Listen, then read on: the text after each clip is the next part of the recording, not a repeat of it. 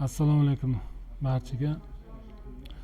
Ayni damda Denov tumanidagi Beeline ofisidan turib murojaat yo'llayapman. Murojaat yo'llashim bo'yicha shunday iboratki, noyabr oyida bizni ham tariflarimiz 65 mingga oshibdi. Bu barchaniki oshilyapti deb ma'lumot keldi.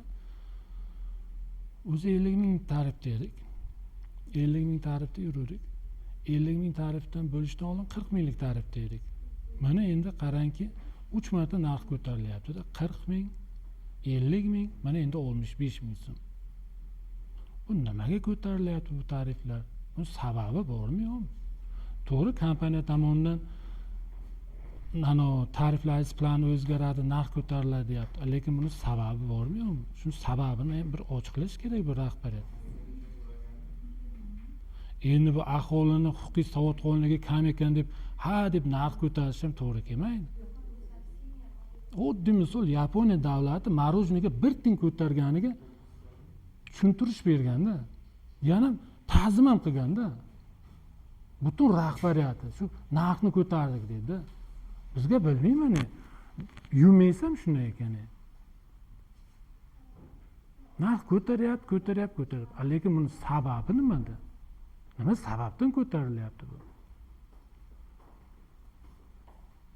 65 mingdan 10 millionta odamlar pul olib qancha pul bo'lib ketadi u?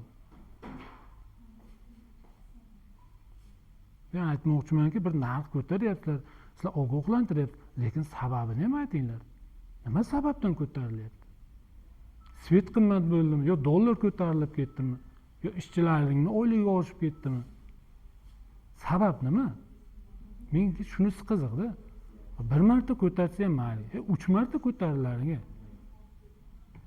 40 ming, 50 ming, mana endi 65 ming. Bu nima deyishga izoh? Hayronman deyishga-da. Sababli men nafaqat Beeline'dan, Yumeysdan ham rahbariyatdan men so'rab qolardim, bu holat yuzasidan izoh beringlar. Murojaatim e'tiborsiz qolmaydi degan umiddaman. Sog' bo'linglar.